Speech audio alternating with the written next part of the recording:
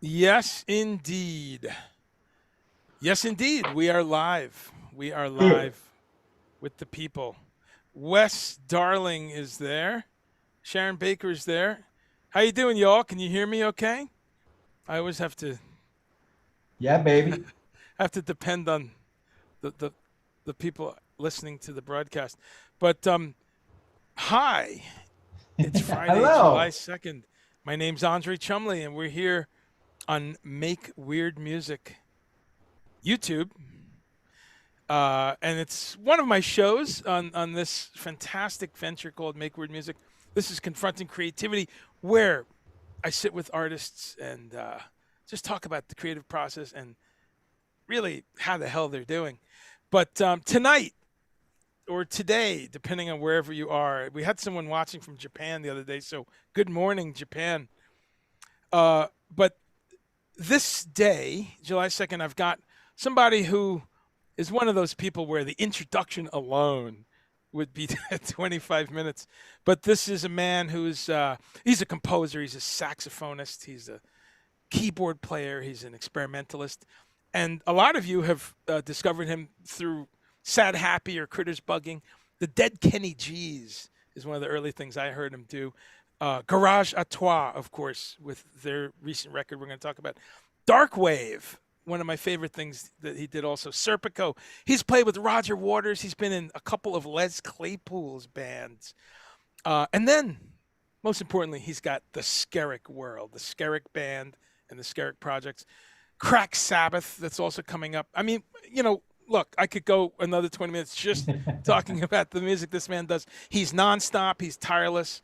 I'm very honored to call him a friend of mine, and I'm very happy to have been listening to his music for so long because it always is inspiring. Ladies and gentlemen, Skerrick, how are you, bro? Thank you, brother Andre. How are you, man? I talk to us about this past year because as musicians, it's been a duality, right? Because we're used to traveling and being around people, Yeah. but we're also used to being in wonderful, creative studio caves like you're in right now. So tell us how the year has been on music for you. Yeah, it's been weird for sure. Very strange. But it was nice. I think there was a whole month where no one was expecting anything from me. It was a true month of pause. Hmm. All I had to do was practice my horn, and there was no one needed anything or expected anything, didn't have to go anywhere, just had to eat, as long, I mean, I was lucky because I was getting unemployment. I mean, there was a lot of people that weren't, like my daughter and people, and it was just, it's a nightmare if you weren't lucky enough, because you can't call anyone, there's no recourse. You don't get your stimulus, what are you going to do? You're going to call IRS? I watched my daughter struggle so hard. And so then I started doing live streams, and that was crazy. And I'm lucky because I have this space, a converted garage into a studio. So that the company loudswell.com, we did their first live stream from here, from my studio, because it was a night, it was like March, what was that, 13th or something. The end of the tour was, canceled for Skerrick band. So I brought the horn section in here. We had this amazing video crew, Astro Media. They came in with their people, great editing. They do live video editing too, which is really cool. Carlos Tulos really hooked it up, and all of his crew. And I ended up working with them the whole rest of the year, which was super fun. Very collaborative kind of thing. So you're kind of getting your tour vibe or production, you know, hit, working with your people to do something, so that part of it, that was fun, but it was a lot of work. And, you don't everyone was super generous. All the fans were donating. It was really great, but you don't really make that much money. It's so expensive to produce the live stream because I've got multi cameras and high quality audio. I wanted to do it, do Sure. something Top because level. I saw them as video records. Yeah. Not only was it live, but it would live on the YouTube channel. And so I would get it mixed and mastered. It's very Great. expensive doing all this. So it was like a video record. So I was like, oh, maybe that will help. It's something else to, sell or something, or try and make maybe a little bit of money. But, it's so hard to monetize a YouTube channel. It's crazy. So, and I don't spend a lot of time doing it. So it's not really I'm glad things are starting up again, and I was really lucky too, because I got to do a film soundtrack. We were the first major Hollywood production that went back to work in August Wow. down in LA. So I was down there for 6 weeks with Dumpster Funk from New Orleans, Right. working on this major motion picture. So Great. that was just a crazy fluke and a really interesting process because it was extremely strict, the COVID protocols. We had our own doctor 24 hours a day, 7 days a week. There was 5 or 6 nurses on staff every day. Like the stuff at the studio was crazy. They rented out a whole hotel just for us. No one could come in and out of the hotel that With wasn't on staff. We got yeah. tested twice a week. There was really expensive air purifiers in every room. I mean, it was nuts. It was just super strict and Did, very interesting too. did they have Tom Cruise there to come yell if someone screwed up? Did, did you see that? he, No, they got Matt Damon from the movie Contagion. okay. Yeah. No, that was that. I remember that news item where Tom was filming something and he Yeah. freaked out because, and it's easy to tool Tom Cruise, but hey, I felt it for that one. He was like, "Look, this is serious, people." Wow. So, Yeah. can you say what movie that is, or is it too early? No, no. Okay, okay, yeah, yeah. They have they have like Abbey Road Studios booked out like 2 years from now. Okay, That's yeah, how long these production schedules of sure, these big films. It's just sure. crazy. No, Years. But yeah, they that's make me awesome. sign. I signed all these NDAs, like Right. nuts off. But Okay. the music is a huge part of the movie, Oh, great. Okay. and it was like we did 34 cues or something. So it's a huge. It's gonna be crazy when it comes out. Like Fantastic. And music fans, music people are gonna. It's it's gonna be very interesting. Very, that's great. yeah. Um, well, actually, since you brought them up and people know my style, I jump all around. It's like a jazz improv kind of a show, my show, because we can go anywhere. But since you Yeah. brought up Dumpster Funk, wow, with some Nevilles and all kinds of great players, Tony Hall and Nikki Glaspie used to be in Dumpster Funk. I understand you've got some stuff coming up with her and Brian Haas, and tell us about that. That's coming up. Yeah, well, New Orleans is hosting Jazz Fest this October, Hmm. so which is awesome. So there's all kinds of crazy gigs that happen down there, which are fun. And then my band's Emerald Quintet and what else? Worship My Organ are playing down there. But I also do this thing every year called Sauce Fest, and it's all improv and just like a freak show. Wow. There's actors come up, there's solo artists. So what I mostly do is manage the group improvisation. So I just choose, there's a back line of instruments there, and then just putting together different random combinations of people that will work well together. Sometimes people only have an hour to come by, so Right. they'll play. So it changes like every 10 or 15 minutes. Okay. It's a lot of fun. That sounds epic. It Yeah. So sounds that's like like in October. hey Anthony, if you see this, sounds like make Weird Music needs to fly someone down there to report Yeah. on this. That sounds right up our alley. You guys should Wow. live stream it, Yes, and then you let's should get. play in it, I, Andre. I'm ready. No, that sounds tremendous. And New Orleans, what a couldn't be a better place to welcome Yeah, and so chords back. Nikki Glaspie, she's super into improv and everything, so she loves to play. She Yeah, comes every year that she can, and that's great. She's a really good friend of mine, and one of my favorite drummers on the planet. So love having her. Same with Brian Haas. sure. Love having him. Helen Gillet, she'll be playing the cellist from New Orleans. Nice. She'll be there. Jonathan Freilich from New Orleans Klezmer All Stars, great composer and great guitar player. He'll be there. Just all kinds of freaks. Sure. No, that sounds wonderful, and we will, definitely report on that closer to the time.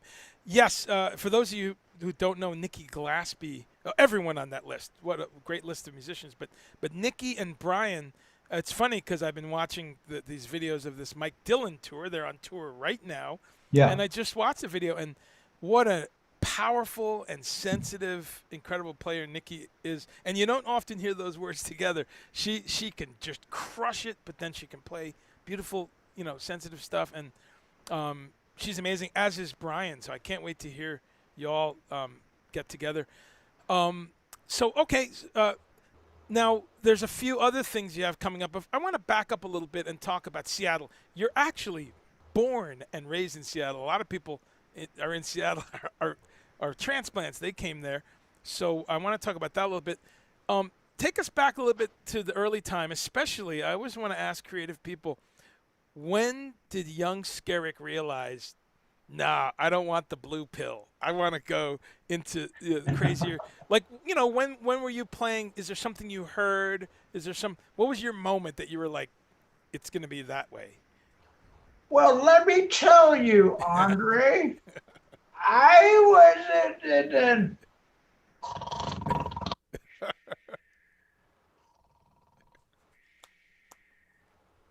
what?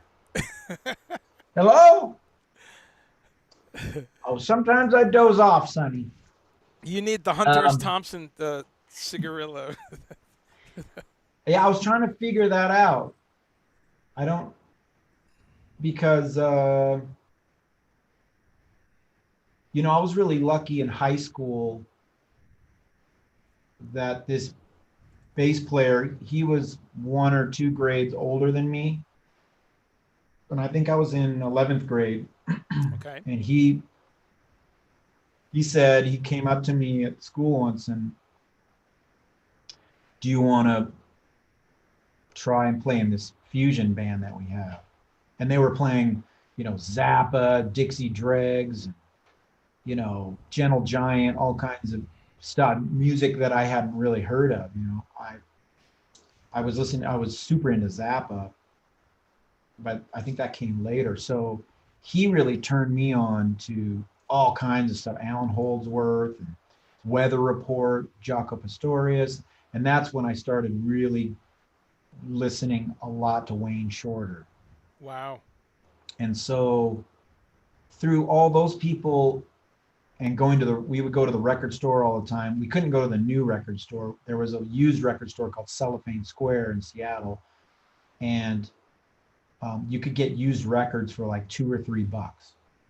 So that's where we would go, maybe 2 or 3 times a week. You just save up your lunch money, and try and mow some lawns or something to get some money to go to Cellophane Square and buy these used records. And just through all the combination of Keith Lowe, the bass player, turning me on to all that music, smoking weed up in his room late at night, lighting all the candles. I mean, it was like an initiation, It was like it was the perfect scene, like you're in 11th grade, there's candles everywhere, cool artwork in his room. It's dark. You got to be quiet because his parents are asleep down the hall, like smoking weed and listening to this this incredible music, Can you imagine hearing all that shit for the first time? It was just like,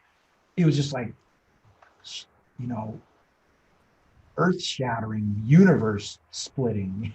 It's just like so fun. So I was really lucky, you know.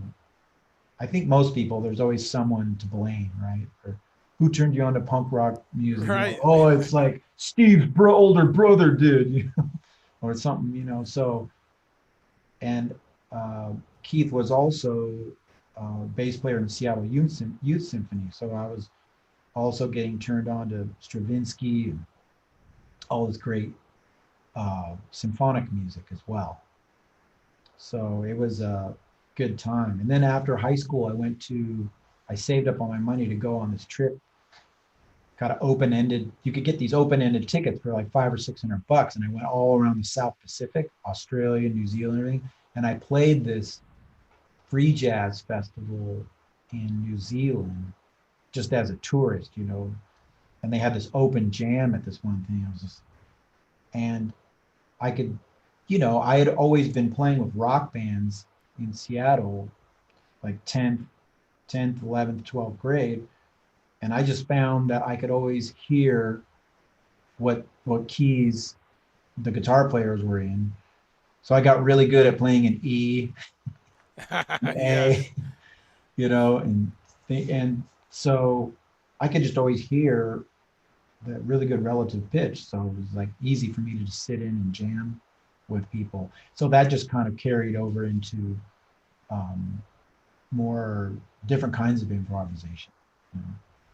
But yeah, I wish there was like I definitely met people later in my 20s that were like, oh, check this out. But I can't really remember.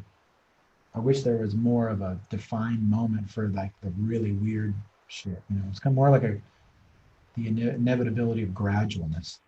Sure. No, that's a great answer, and it really resonates with me because I had two similar things. I had a couple friends in high school where, hey, check this out, and also Did you go to high school in Guyana? no, I in Guyana I was age 5 to about 11, so it was like Okay. grade school. I went to high school in Central Jersey, in Hazleton, Jersey, Oh yeah. but which was scary. But Yeah. but what I did have, and that you mentioned, and I think we're fortunate, is a place early on when it was lawn cutting money. That's funny. I had the same thing. I had a place where you could get $3, $4, $5 albums. That was wow. And I'm in touch with the guy who owned the record store, and I thank him to this day because once he realized I was a weirdo, I'd come in, and you probably had the same thing, and he'd say, "Check this out," and it would be whatever, right? The Dolphy or Well, the record store Triumvirate. clerks would never talk to us. Oh They wouldn't no, be caught okay, dead talking to us. No. okay. Well, I Little was high lucky. school kids, no. All right, all right. You're lucky you got. So I was lucky there. This guy, Gary Fonseca. Thank you. So okay, well that's a pretty organic way of doing it though, because you were hands on. You were doing the research, reading the back of the albums, that sort of thing. So Oh that yeah, I like a love that. fiend. Yeah. As a sidebar, I also love that you call it symphonic music. That's awesome. Everyone says classical, but that's only one slice of that history, bro.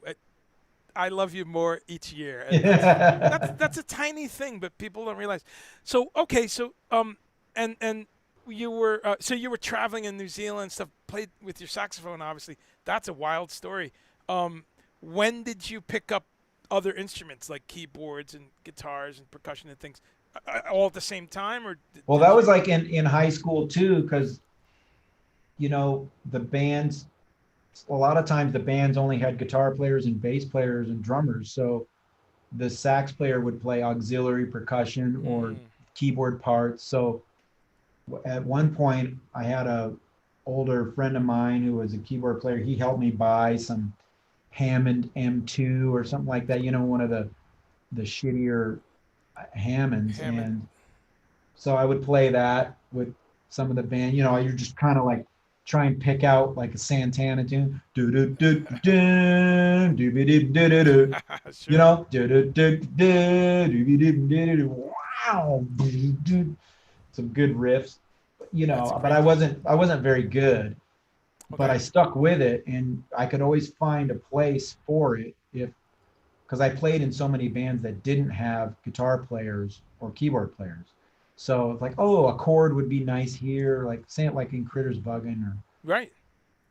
it's more like the whole necessity mother of invention kind of thing. So, if there was a need, Yeah. I could figure it out, you know. I love that. No, that's a great attitude, and that's true. And many of the times I've seen you live, yeah, it's just a little spice here and there, and Yeah. right, a little backing Some part. rhythm too. It's like because saxophone steals the focus so much, being a very powerful single voice instrument, and there's so much baggage with it. Mm, People, when they see it, they expect it to play a melody. mm, There's a lot of expectations. So with the keyboard, it's more androgynous in a way, mm-hmm. because it has more roles. You can, keyboards are, you are associated with pads. They can be, Right. rhythmic things like on a clav or something, Right. and they can be solo things. But mostly, I think most people have a stereotype or an expectation of a keyboard being somewhat background, supporting, let's say, a vocalist or something like that. So you can hide behind the the the history Right. of stereotype, or however you want to call it, of the keyboard, to slip in things and Yeah. not distract from the direction of the music.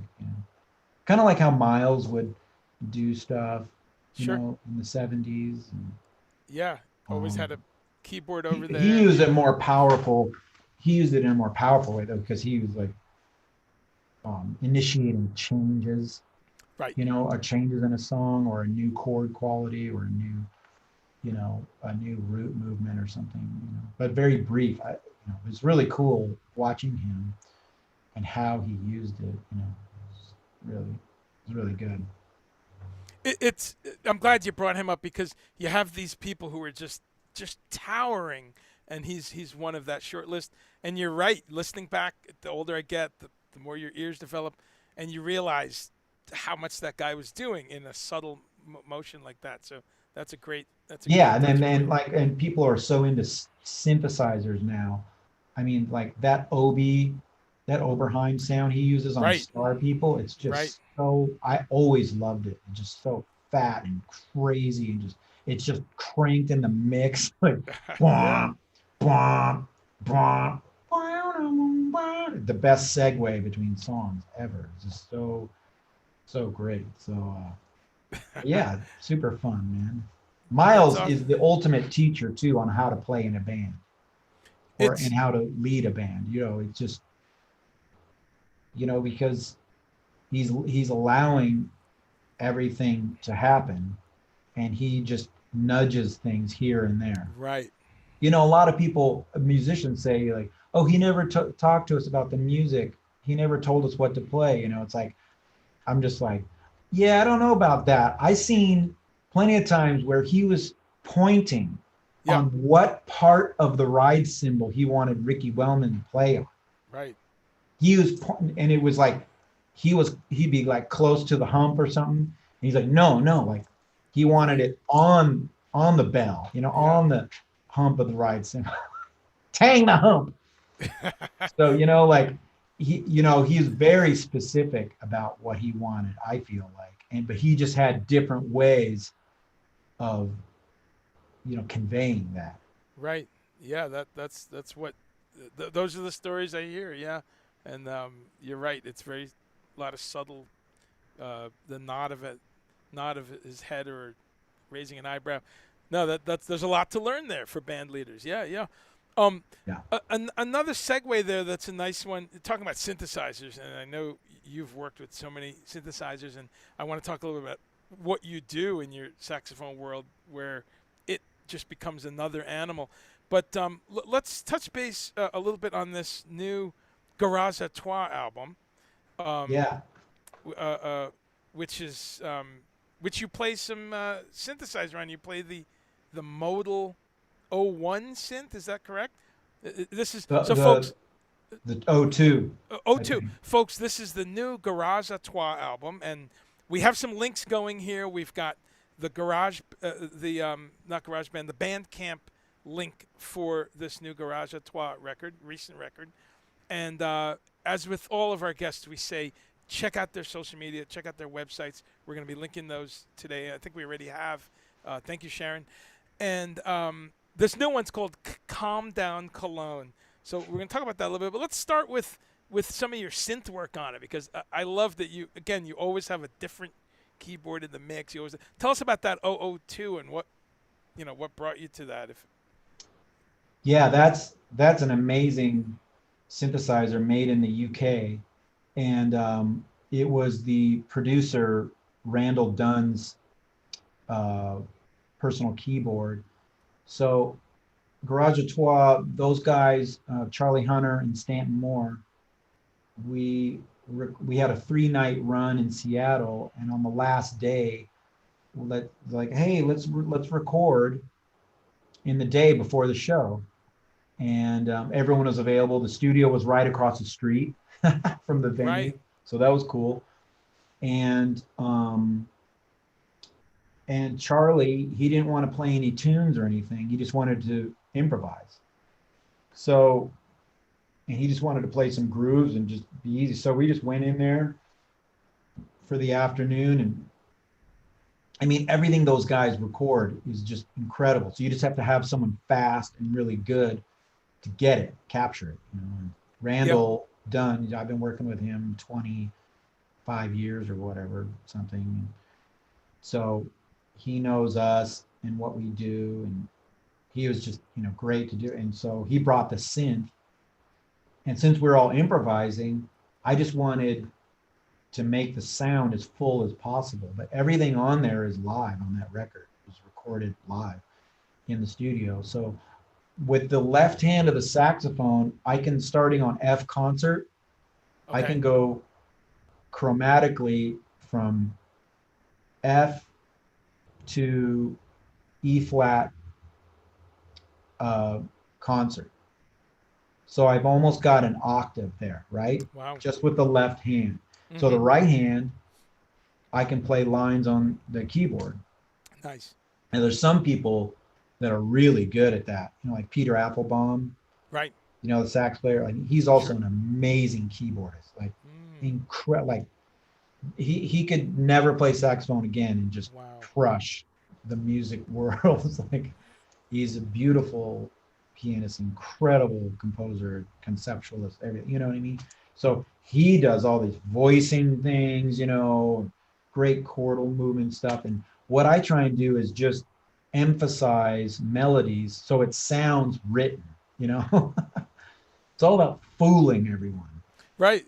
Thespians, lying to everyone. Illusions.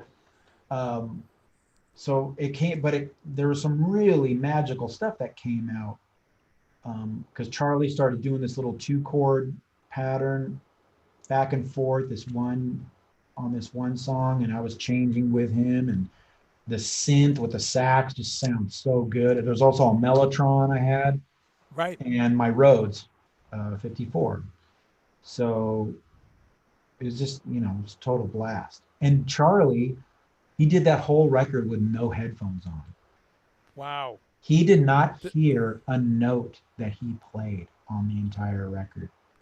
Except he did overdub a guitar solo on one song, a Telecaster, just like one take. Just at the end, we're packing up. It's like, how about just a solo here? And he's like, okay, you got a guitar laying around. He picked up the gun. He's like, wah. So that was the only time he heard himself. Like when we were playing him the record the other day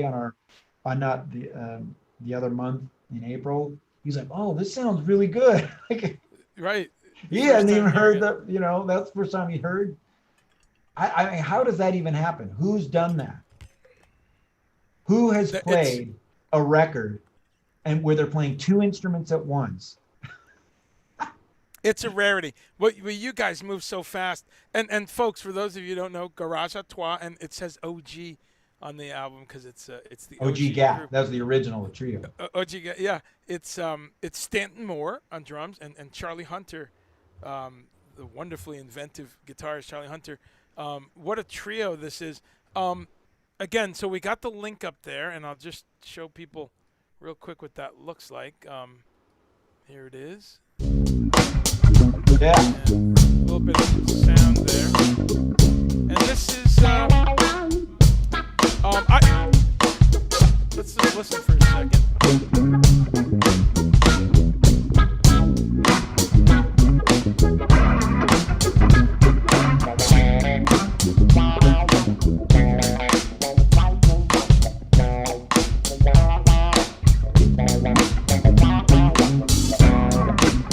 Yeah, very cool. And yeah, I want to apologize to everyone because when the liner notes were written, it said there's no overdubs on the record. Oh. Except for the vocal that backs up the sax on this one song. Yes. But actually, he plays a tele solo over his recorded stuff. I forgot about that. My bad. Apologies to everyone. Misinformation. I'm just trying to fit in. I'm sure you will be forgiven. But no, it's a wonderful album. I just bought it today actually on Bandcamp, and I always give a shout out to Bandcamp every week because we really love that model, and we talk about it a lot here in Make Weird Music because it answers a lot of questions. It's a direct line to the artist, folks. It goes right to them, and it's for the first time in history because there's a lot we could talk a lot about 2021 and the issues of streaming and YouTube and all this, but truth be told, musicians have been ripped off for 70 years now. This is nothing new, and so to remove though that middleman and middlewoman, let's be fair, right? Lots of women ripped us off too in the 70s. Not as many, but removing the middle person and removing all these percentages and these distribution fees and these buyback things you would find on the invoice, and you're like, how do I owe you money? Folks, Bandcamp gets rid of that bullshit, and you can get back to supporting directly. So we always remind you of that. And Skerrick not only has a lot of good stuff on Bandcamp, but he's got a really great website, which we've linked up to. And I always give artists credit on that because you may or may not know this, Skerrick, but a lot of people have a shitty website, and they don't. Oh man, I feel like mine isn't that good. I need some help. I need someone to help me with it. No, it's on point because and we linked it up, but just to show people, because what I like about it is it's very current. It tells us what is this artist doing now. So I love that. And then you've got other things coming up. That's old. I need to take that down. Yeah, this one's the past. But I just got back in town. Yeah, but for a lot of people, that June 23rd would be 2017. For you, it's it's 8 days ago. So yeah. Mad props. So is this. I saw someone posted about this, and I'm going to ask you about this wonderful show. But anyway, I'm not going to go through everything here for people, but do check out his site because, again, you can support the man and his work directly. You got his T-shirts, his merch is all there, and you've got a really, really nice history, and you could do a direct contact to Skerrick. There's some wonderful links to his various projects. So I'm going to salute because a lot of people just snooze on this. That's a great picture with Eric. But, a lot of people do snooze on that. And for someone as busy as you, I want people to follow up on that and keep spreading the word. So Garage A Trois, new record. Now, you guys, it's tough to really sort out where we are in the next 6 months or so. But is there any Garage A Trois plans for the rest of this year? Are you guys going to get together? Is there? Yeah, we're working on some shows in December and January. December, hopefully in Seattle. In January, I don't know when the we can't announce it yet, but it's going to be on the West Coast. Okay, great. Yeah, it'll be another 3-night run in one city. So I'm really looking forward to that. That's really fun when you can really dig in and get into some shit. You know? Okay, that's great. And people should also know this was recorded at Stone Gossard's studio, right? You said that was right across the street.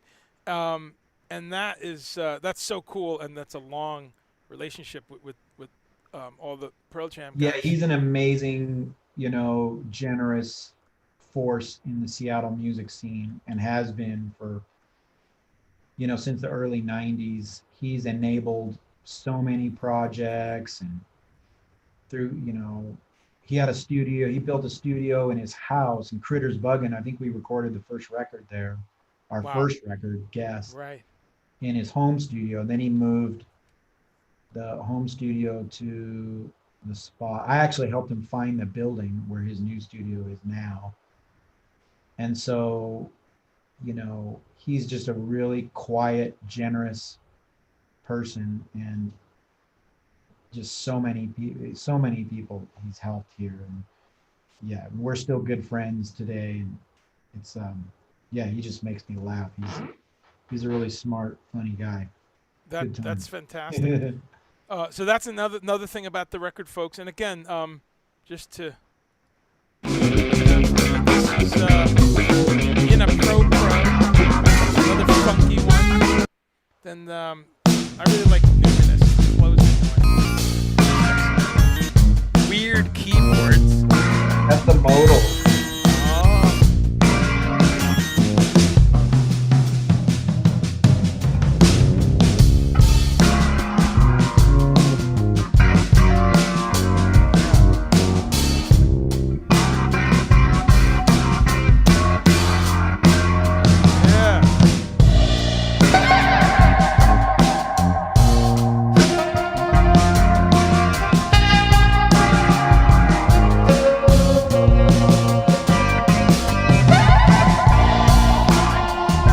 What I love about it too is it simultaneously has like an old school vibe, almost like a 70s, like, weird jazz. Hugh Masekela meets Miles Davis meets Funkadelic or something. But then it's got this modern thing that's very of today, and with the synths and stuff like that. It's really a great sounding record too, and that's also as soon as I saw it was done in Stone Studio, I was like, oh right.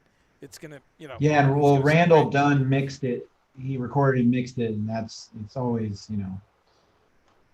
he just has a real sound that resonates with me, and and a lot of other people too. He just moved to New York, and he has a new studio out there.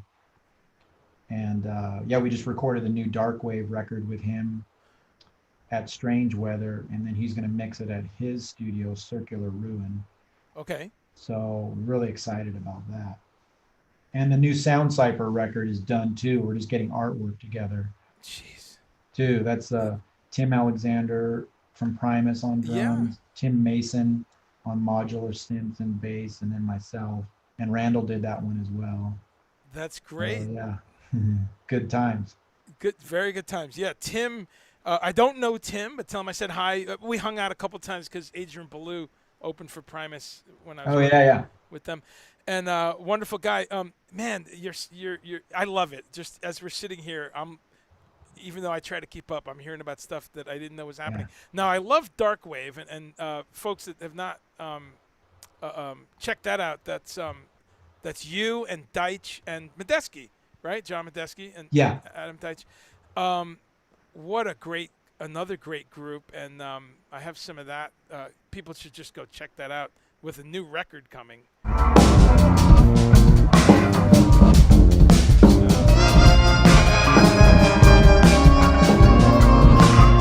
got both audio going, André.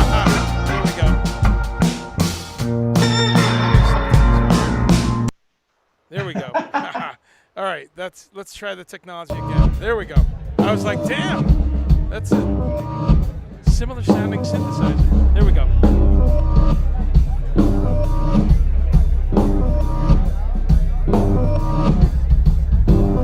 Now this is one of the most psychedelic.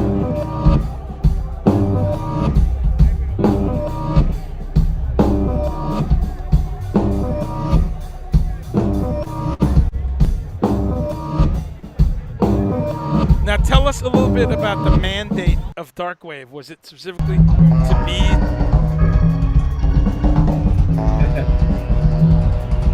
Well, we didn't know what we were going to do when we got into the studio for the first record.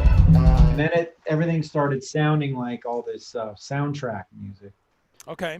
And then Randall Dunn, the producer, he started joking around, no, it's got to be darker. You got to be darker. Yeah. Because at that time, what was that? That was, 8 years ago or something. Right. And we're trying to stop making records with just everything on it, everything that we like to play, because then it's just all over the place. Right. So we're trying to just make records of extremes. So of just extreme concepts. So, so that it could just be itself more. Like Critters Buggin would just be all over the, like our drummer used to say, we play our record collection, That's great. That's a great. So yeah. So, we're trying to just be more focused and so that was kind of a working mantra for that, darkness. Yeah. Because you can't have light without dark. That's exactly correct. And what a lineup. I'm excited to hear that. I was today years old when I learned that there's new Darkwave coming. That's one of my favorite. I mean, Medeski, his keyboard thing is absolutely mind-blowing. Like nobody plays like that and has that extensive a collection of just freak instruments, No. It's just it's so great. And his bass, his independence. Mm-hmm. So we did an all acoustic record and we did an electric record, 2 different electric records. So we recorded 3 records a couple weeks ago in New York. Oh wow. And when he's on the piano, like you don't miss the bass at all, because what him and Adam are doing, and Adam Deitch, he's in, he writes a lot of the music in Lettuce, in his band Lettuce. Yeah. And he's a great piano player, a great keyboard player. So it's like he's writing all the time. So that spirit of him being a writer it goes right to his drums. So, those are some, Matt Chamberlain from Critters Buggin, Bobby Previtt from Beta Popes, and Adam Deitch from Darkwave. They're just great, 3 great compositional improvising drummers. Sure. And it's unbelievable. They're guiding and suggesting and deliberately making so many things happen all the time. Yeah. It's really bizarre, It's really cool. It's so fun to play with. It makes it so much easier. No, that's exciting to hear because, and I'm glad you brought up John's piano playing too, because a lot of people, it's not as prevalent. And I remember there was a beautiful Medeski Martin Wood acoustic record one time, and that was when people went, wow, So, all right, well, good luck with that. That's exciting. It brings to mind when you mentioned Bobby Previtt, and I wanted to circle back around, just talking about Seattle for a minute, because what a wonderful music city, and I know you've worked with Beth Fleenor, who I've become a fan of. She's a good friend. Year. Oh, she's amazing, and you've worked also with, you were just saying some of the Pearl Jam guys. Yeah. And Bobby lives there. Wait, no, Bobby Previtt does not live there. No, he's in New York. You've worked with him a bunch, yep. And then locally too, Michael Shreve, that you did the Trilon record with all those years ago. That Reggie Watts is on. Yeah, just what a, and both of them, actually Michael and Beth, I've had the distinct pleasure of having on the show here.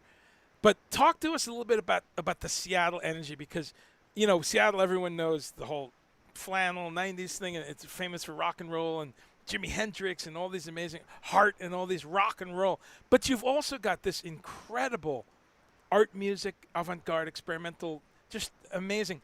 Talk to us a little bit about that, because you stay there and you thrive there, with all these projects. Talk to us about the Seattle energy and how you define that. Well, I think what in the 80s and 90s, Seattle was just a real affordable place, and it was a very unpretentious place.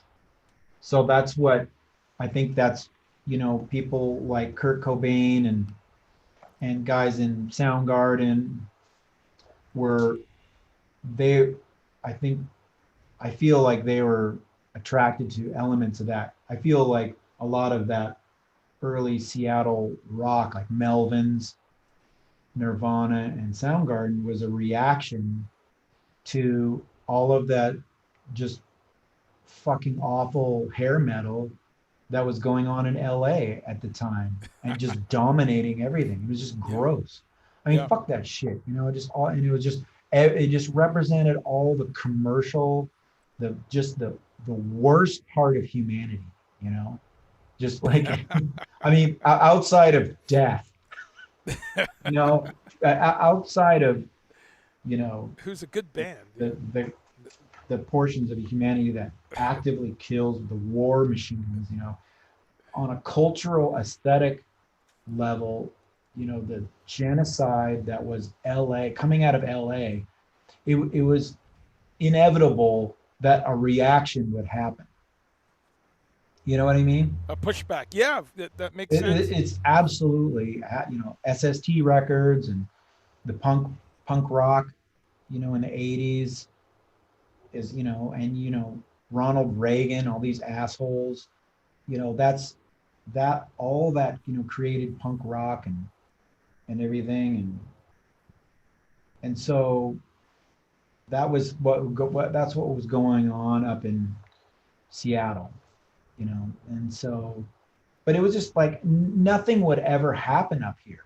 Like, you knew nothing was going to happen if you did your band, so you weren't scared to fail or whatever, or you weren't pressured to conform to anything because no one was watching. Nobody cared. You're in fucking Seattle. There's no A&R people. There's no industry here. There's no music industry. Sub Pop wasn't together, yet. And then the guys who started Sub Pop were totally part of that same mindset. They were just making fun of all that shit. They have great sense of humor, so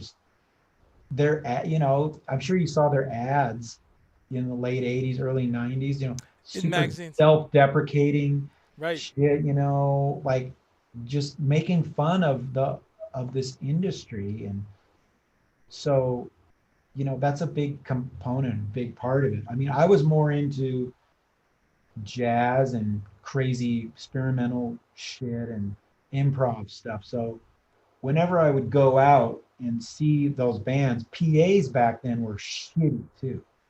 It sounded like shit. And those guys in those bands, they'll be the first ones to tell you that they sounded like shit in rooms that sounded like shit over PAs that sounded like shit. They were just getting their shit together. So I really admired the fans that stuck with it, because 1 out of 20 shows or whatever was magical, right? Where everything lined up. But I didn't have time to go to 20 shows. I'm not going to, if a show's shitty once, I'm not going back. Come back, yeah. It's like a restaurant. What do you mean? Like, oh, the food is terrible, I got sick. You're not going to go back there. So that was my personal experience, in my bizarre, whatever, my little world, So all that shit was going on around me, but I was looking for the weird shit. And, I thought all those bands were like, they just seemed very conventional to me and just very ordinary and not very special. It's like, just kind of 4/4, 3-chord rock kind of, you know what I mean? Sure. I'm not trying to be insulting to them, but later on I got really into Nirvana and Soundgarden. I love that shit.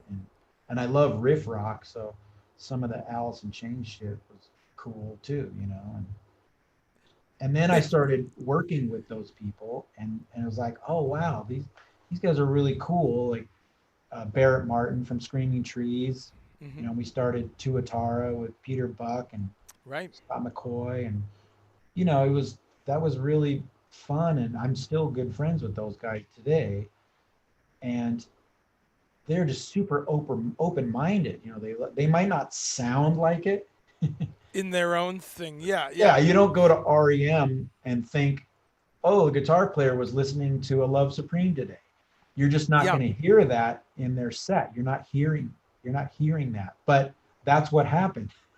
Yeah. Right. No, You absolutely. know, like Likewise, what Bill Rieflin, wasn't he in REM for a bit? dude, Bill, like Yeah, because rest in rest in peace. peace, You rest in know, power. love Yeah. that guy. And you know, he was renting out my studio a lot towards the Oh end, wow, having wow. King Crimson rehearsals right here. Oh wow, Yeah, yeah, yeah. that's And great. other bands that he was working with, they would start tours here or whatever. Yeah. And he was, you know, and but I'd run into him all the time in Seattle. He's like, "Oh, I'm gonna go do this gig," or you know, like make some money, or you know, playing with Jewel or Right. whatever, or Right. something. You know, like I could be wrong about that, but you know what I mean. Just like Yeah. he was like just a really friendly, open guy. But you know, I don't think he was from Seattle, was he? I don't think so, but I think you just made a very interesting point there about you'd listen to REM and not necessarily think Peter Buck or Rifflin would be doing some out weird shit like with you or with King Crimson. So it's important to that's a great point because some of those Yeah, bands. those guys are so friendly, and then working with like Lane Staley, like that Mad Season record. It's like listening to his vocal layers and everything. I think him and Chris Cornell, they're thinking like horn players a lot too, Mm, especially with Lane Staley. There's a lot of non-parallel, you know, vocal harmonies in there, and just like right.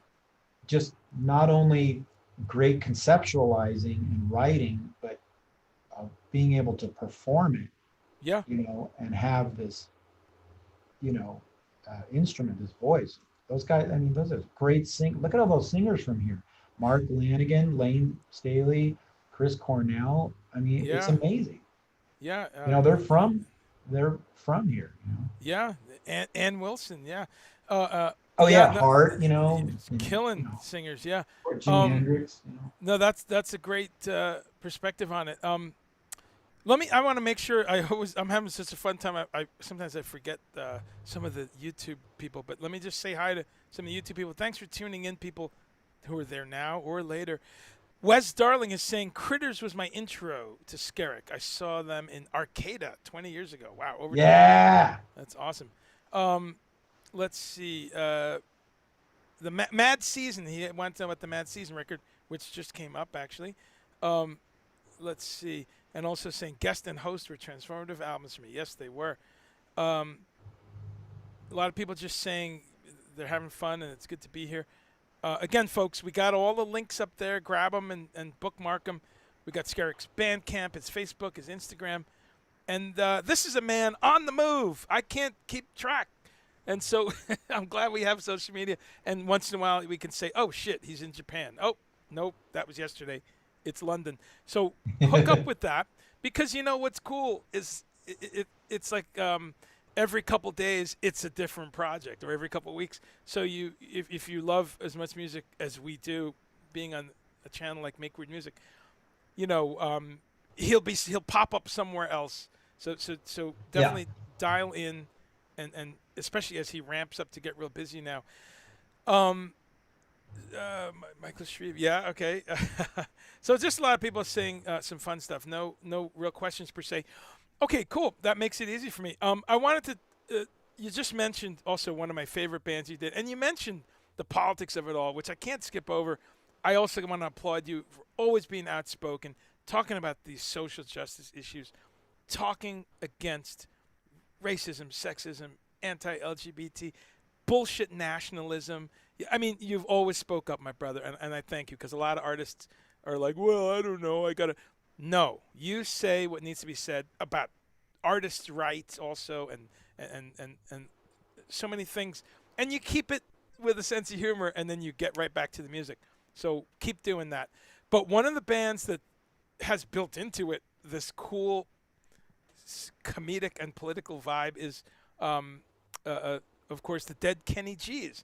And I'm going to give people a little taste of that if they don't know.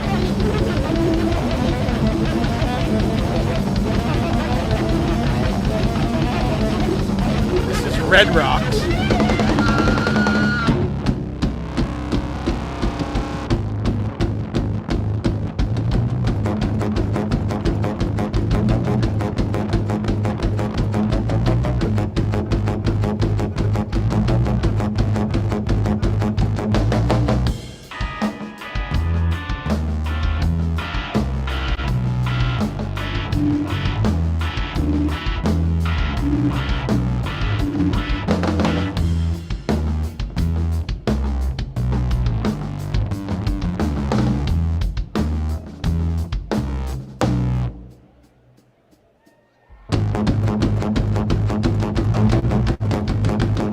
I love it. I you know.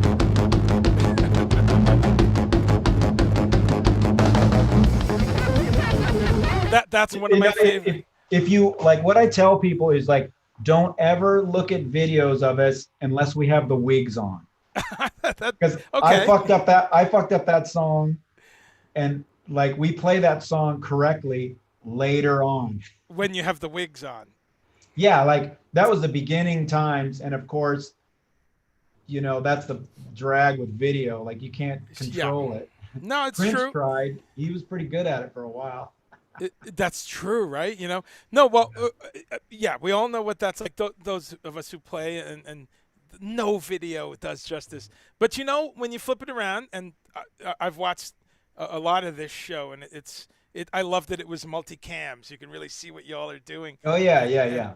And wow, there's no vibe like Red Rocks, just a beautiful venue, and it wasn't raining on you, so that was pretty cool. But what a great group, and a group I think that for folks that are just learning about Skerrick, that's a really great one also to make sure is on your playlist, because as you said before, there's a bit of playing your record collection there, but it's also, you know, it's funk with some spoken word and some weird shit. It gets into, you know, 6 or 7 styles rather than 100 styles, but you fill up a lot of sound there. Talk to me a little bit.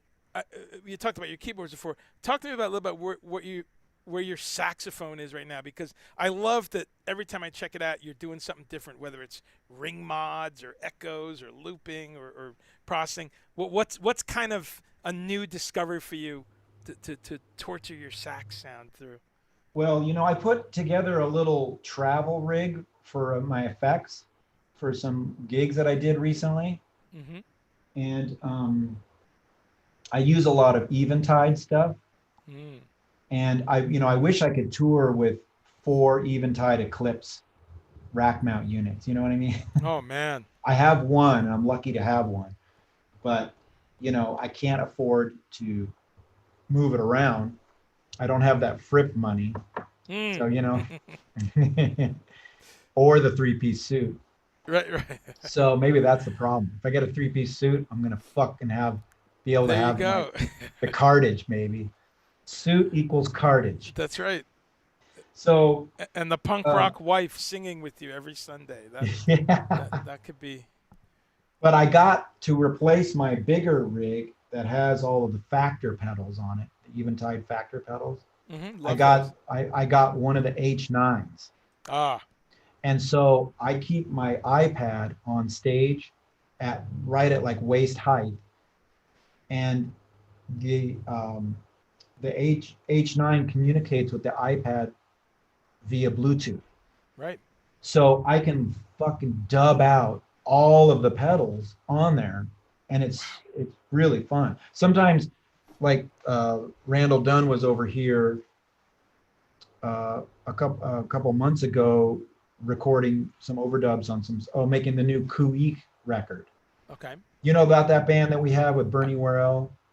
I don't. I saw a picture of y'all with Bernie, but I don't know that group. Yeah. That's so. Okay. I think the 5th record is coming out now. Wow. But yeah, Bernie, before he passed, he just wanted to play and record all the time. So we made all these records, and Randall did a really great job. So anyway, we were doing some overdubs, and I just gave Randall the iPad. So so I was playing, overdubbing some textural overdub on one of the songs, and he was just live dubbing out my effects, just like all the crazy, because you have all the algorithms there, all 4 pedals, Right. the time factor, space, Pitch the factor. harmonizer, and the green one. That's the Is that mod the delay? factor. The mod, right? Yeah. So yeah, and then it has it has the arpeggiator thing. That's nuts. I use that a lot on the new Darkwave record. Okay. Arpeggiators, and at one point we were recording this improv a couple weeks ago with Darkwave, and Adam and I started at the same time, and it was exactly the same tempo locked in. Wow. That I had set up randomly on the arpeggiator. It was so crazy, like lots of synchronicity with that band. Kismet. Lots of telepathy.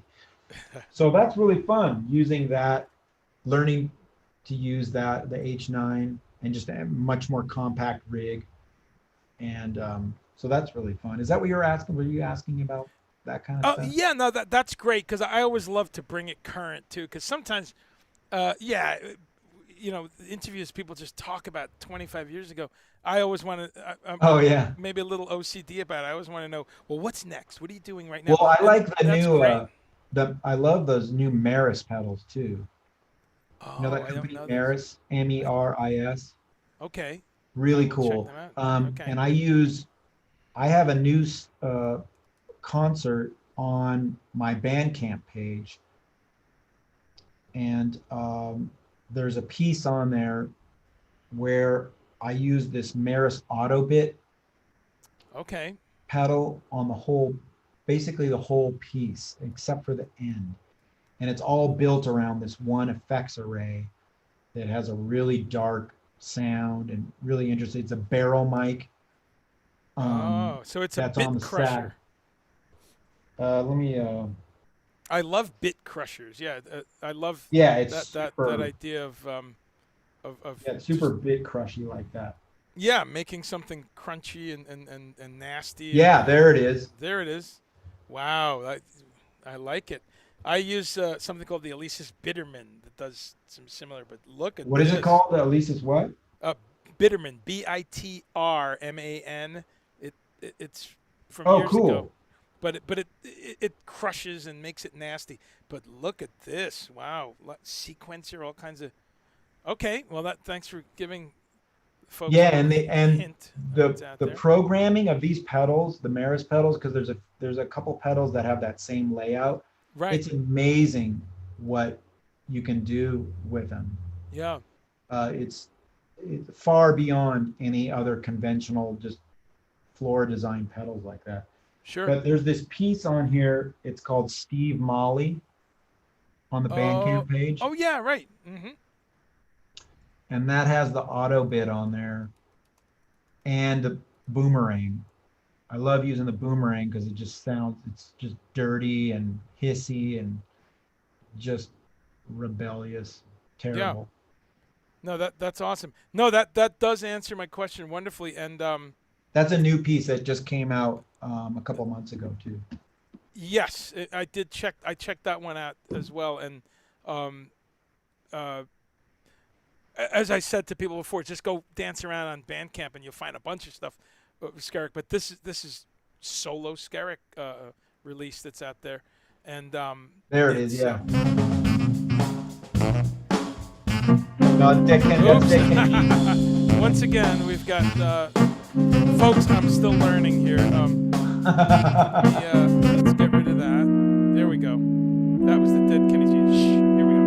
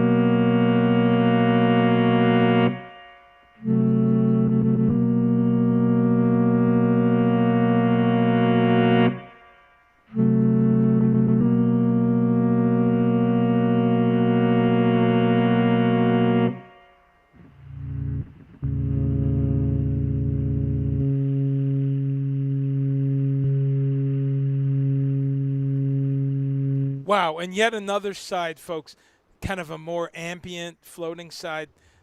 Yeah, I listened to that whole track the other day. I bought that one too, actually, and that Thank is you. just I love electronic music, and I consider you an electronic musician. I mean, you're I hate terms and trying to limit things, but one of the things, as well as saxophone, guitar, keys, and composing, that you do is true electronic music. Because I love that over the years, um, you just keep changing. You try different pedals. You're running into music stores, and you tell these stories of how you discover this, you discover that, or something's Yeah. lying around in a studio. So that kind of inquisitive spirit, I hope people take from you as an influence, because there's no stagnation, folks. You gotta Have you keep checked out experimenting. have you checked out Sam Gendel on Bandcamp? Gendel, I don't know how to pronounce his I name. Yes, I've heard him with someone. I've seen that name and I've heard. He's on that new Blake Mills Pino Palladino record. Wow. Oh, I don't know about that. I'll jot that Yeah, down. I but love his Pino. solo stuff on Bandcamp is incredible. Okay. He's a I saxophone player that uses effects in a whole different way. Right. He sounds more like John Hassell, you know. Oh, But rest in peace. Also, I know, a man. couple I days know. ago. What a major loss. I And know. and So, and I'm glad you brought it up, because yeah, there's very few horn players. You're mentioning Sam, yourself, John Hassel, a lot of horn players. Uh, uh, uh, you know, keep it very pristine, and hey, why not have the whole smorgasbord? So I love that you yeah. get into essentially what's electronic music with the echoes and all the pitch processing and stuff. But I will check that out. Sam Gentel. I know I've heard one or two things. I'll check that. Gendel. Yeah. Okay. And this is a new He's record. also in Clown Car. Ah, Those that's Clown where Car I, videos I was just gonna ask if he works with Lewis Cole. or Yeah. Clown Core, whatever the The fuck it's called. Clown Court. Oh, they're amazing. I So love, good. and that whole scene, Nowhere and Lewis Cole. Oh yeah. I'm so happy at 56 that these people in their 20s are kicking ass and listening to good music and making good music. So that's awesome. True. Um, let's see. Well, we got a few more minutes, but a couple of the questions here. Someone is asking. Wes Starling's asking, what's the name of that project again with Bernie Worrell? Can you spell that? Yeah. KHU hyphen EEX. Ku-eeks? How do you pronounce it? Yeah, it's a Tlingit word that means like potluck, Okay, and you okay. pronounce it Ku-ich. Ku-eek. Okay, there we Yeah, go. There off we the go. coast of Alaska, the Tlingit people. So that's there's three Tlingit Indians and one Haida in that group. And Bernie Worrell, he loved it, loved playing with it. It's pretty. It's like, it's like funk music pretty much. But Stanton Moore plays on the first record, and Steve Nister plays on one record. Daniel Lanois drummer, and yeah, Ed Littlefield, another Tlingit local musician. He plays drums on it too. Preston Singletary is the leader of the group, who's like a Wow. world famous glass blowing artist. Right, He right. stuff's in museums all over the world. Absolutely incredible artwork, amazing. Um, and he's a great bass player. I've been playing with him in bands since the late '80s, man. Right. So it's like it's just more that Seattle weird hybridization shit. Wonderfully weird people. And no, that's really great. Wow. No, what a kaleidoscopic uh, uh, uh, resume, folks. I mean, and I thought I knew a lot We of got to this talk era. about the new Lorbo record too. Yeah, we can wrap up with a couple of the new things, and let's do that indeed. Um, let's see. Yeah, I think we hit most of the questions there.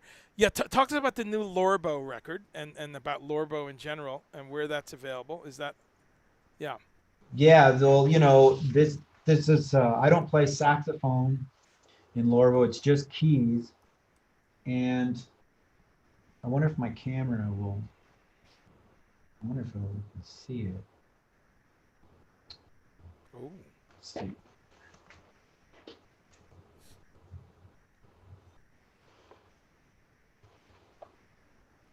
Oh, nice. Folks, an exclusive Okay, yeah, you look. see this here? Like, oh, sorry. So there's my Marshall, and then the 412, right? Yeah. And then there's a plush 300B 400-watt tube head going into a SWR 410 and a bag end single 18. Nice. Okay. So I play the Rhodes through the Marshall, Keith and Emerson style. then the key bass through the giant tube plush 400-watt amp. So Wow. it's total brutality. There's but we have a really cool music video. It's up, Lorbo. It's on YouTube. It's on my YouTube channel. Okay. And we have a new record on vinyl, and that's available on Bandcamp. Yes, and that's you, Lupe Flores, Brad Moen. Is that correct? Yeah, and Brad Moen is our singer. He's the singer from Burning Witch and Master Musicians of Bukkake, like all kinds of Wow. bands. And Lupe Flores, she's a drummer also in a couple different bands, Tacos in Seattle and Wild Powers. Okay. She's awesome. So we just have a blast. It's just super riff rock, all song, no improvisation. You know, it's just all written shit, super weird. heavy. Yeah, it's good. That's a new one for me, so I'm gonna have to check that out. Yeah, there it is.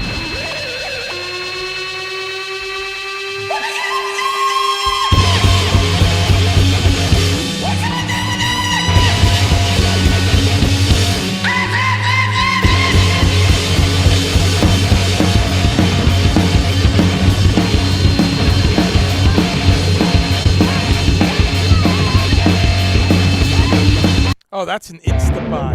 Oh man.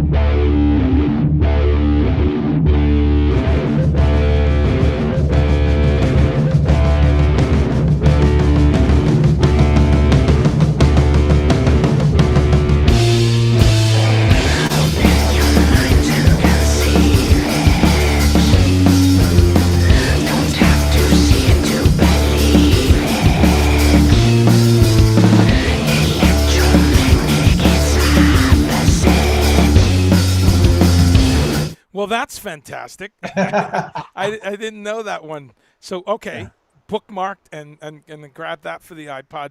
Wow. So this is the Lizard album. This was what, a year or two ago? This one? Or Yeah.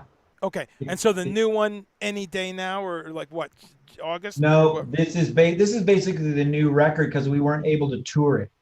Oh, I see. So this is the one. This is Yeah. the most recent. I see. So because okay. So it was released during COVID. Basically, we couldn't. It was kind of released before that, but man, yeah, Sure. it fucked up all of our so many plans. Of course. Man, I was supposed to do that. I played on that new Nels Klein record. We were supposed to do these shows and everything with that band. Are you kidding me? Trevor Dunn, Ciro Batista, Scott Amendola, Brian Marsala with Nels, and I mean, it was just, you know, especially for someone like me, you know, just I don't get those kind of gigs very often. It's like, you know, wow, this is like, you know, your dream come true, and then it just like everything just gets cut down. You know? No, it's true, bro. That record is great. It has a ton of improv on it. That Nels shaped into all this crazy shit using his Tio Macero magic on it. That's a really fun record. No, Nels is another favorite. No, that's well. Look, as we said before we came on the air, it is inching towards some good shit here. You know, some gigs are starting to happen. Fits and starts with this new Delta variant and all that, but we are getting back out there. And like you said, the fall and these festivals should be promising. I hope the Nels thing comes back around, but I know a lot of us lost. Yeah, me too. Lost a lot of work there. You know, speaking of the hair bands, I was going to do my biggest tour in my life so far last year, working for Poison on the tour. Oh my I was God. Gonna be, guitar teching. but it was going to be Poison, Motley Crue, Def Leppard, and Joan Jett. So it was. I was getting ready to see a lot of Like, spandex. I And, mean, you know. how do these people like Joan Jett? How do they put up with all these motherfuckers for all those years? She's just totally alone, dealing with just boatloads of misogyny on a daily basis. Like, how did she even get out of that prison? To even make a record, even get into a studio. It's like those people should just get an extra $1 million a month. Just no, she should. From some special fund, She's like, a hero. Not, it's like Bad Brains and Fishbone, all these like black Oh my bands, God. Oh my God. and like in the 80s and 90s. How did they do it? Bad Brains. And still, right, you talk to Angelo now. No, you're right, man. And well, it's what makes them all heroes, I think, and especially Joan, coming from I mean, she's probably in her 60s, where she was dealing with this bullshit in the mid 70s, but it shows how strong and how badass warrior she is, because she kept rocking and yeah, good for her. And isn't there some documentary that she's in right now that's really good? I gotta look that up. Yeah, no, I would look that up also. But no, it's true. But I was all set to go and get some hair metal paychecks. So hopefully that happens some other time. But and I was looking forward to seeing ill-fitting spandex and wigs and all kinds of stuff. And that's the bands. That's not even the audience. I want to see how they're designing their walkers. Like, are they putting spandex on the walkers too? I better be nice, or else I won't get that gig next year. But no, dude, I love that you have a bunch of cool stuff coming up. And for all intents and purposes, folks, that is the brand new Lorbo, because it got a little stopped there by COVID, but you just heard it here. Please go check that out, Lorbo Lizard. And as Skerrick said, he's playing keys all the way through, so it's a whole other side of the madness. We have that. There's the new Garage A Trois. He's got some shows coming up in the fall. What's your next show? Do you have something?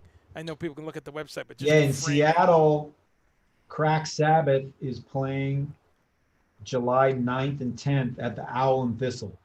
Okay, great. And you guys did sorry, go ahead. Yeah, which is crazy because the state just opened up a couple days ago. Right. So, but this club has been having shows kind of informally for a while. I'm surprised they haven't been shut down. Okay. But we used to play there every Sunday in the 90s, for like 2 or 3 years. Wow. So it's one of our homes. There's some great people that work there that just support crazy local music. It's one of those places that just, how do they do it? How do they put up with us? It's like, it's just an invaluable resource, invaluable club. And we love those. Really happy to be going there. And there's going to be a lot of people there in Seattle that it's their first show, Right. First show back. Everyone's hungry. Yeah. No, well, that's great. And y'all did a stream a couple of months ago, I guess, right? You also did a stream. Crack Sabbath. Yeah, we did a couple streams. A couple streams. I saw one of them. And so that's great, man. The streaming has kept it going a little bit, but now it's time to get back. I do like that the streaming can stick around. So in other words, we can do tours and also stream when it's a really cool venue with good sound. And hey, maybe 50 people around the world watch, and you made sometimes more money than the gig. But no, hopefully not. But no, that's great to see that integration and to know that there's a bunch of actual shows coming up for you. Skerrick, thanks for being here, man. What's cool is we needed to catch up anyway. It's been quite some time, so this has been I know, man. Awesome to chill. Is there anything? I can't come to Asheville and see you. I know, man. Well, soon enough.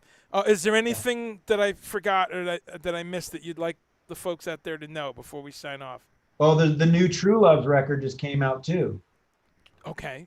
That's True on Love. Color Red Records. Phew. And I play Barry sax in that band. It's killing horn section. True Love. Is that just 2 words? True The Love? True Loves, plural. The True Loves. Okay. I Yeah, don't know True that Loves. one. Okay. And we're that's, playing August 11th in Seattle at the Woodland Park Zoo. Big show.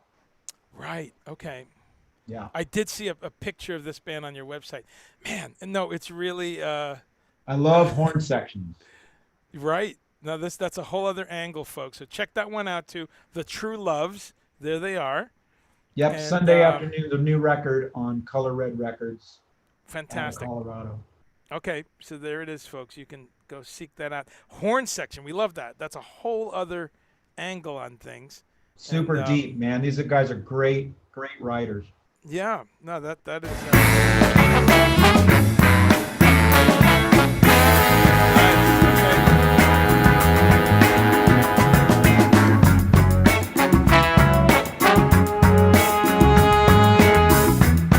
Wow, and there we go again. A whole other different sound, a funk soul kind of. Yeah. Okay, so that's we got a bunch of new music from this man, and phew, I love it, man. Well, let's let's do this again. Yeah, man. And stay well out there, folks. On watching, thanks for watching, and if you have not yet, please subscribe to Make Weird Music, our YouTube, and I just like your Facebook page too. oh, awesome! That's very cool. Awesome. Let's see. What's today? I'm losing track of what days it is. I always forget to let people know, and today I remembered.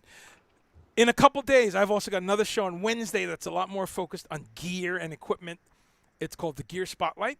And this Wednesday, July 7th, coming up, I've got the one and only Tony Rolando, who is the founder and genius behind Make Noise, the synthesizer company, the modular synthesizer company. Oh, cool. That's wow. a mile from my home and is one of the more popular modular companies on earth for good reason. So we're going to talk to Tony Rolando about his singular vision. And then 2 weeks from tonight, I've got Dolette McDonald, the amazing singer, composer. She has been in so many amazing bands. She's put some records out on her own. But a lot of you first heard her with Laurie Anderson or with Sting. I know what you're talking about. Yeah, or the Talking Heads. A lot of people heard her with the Talking Heads in 1980. Oh man, yeah, so, yeah. 2 weeks from tonight, and that's not even. She's got a million other things she's done. So that's coming up in 2 weeks, and Eric Norlander on July 21st.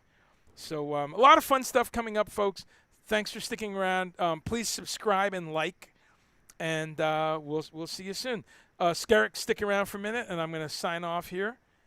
Thanks, everybody. Stay safe. There we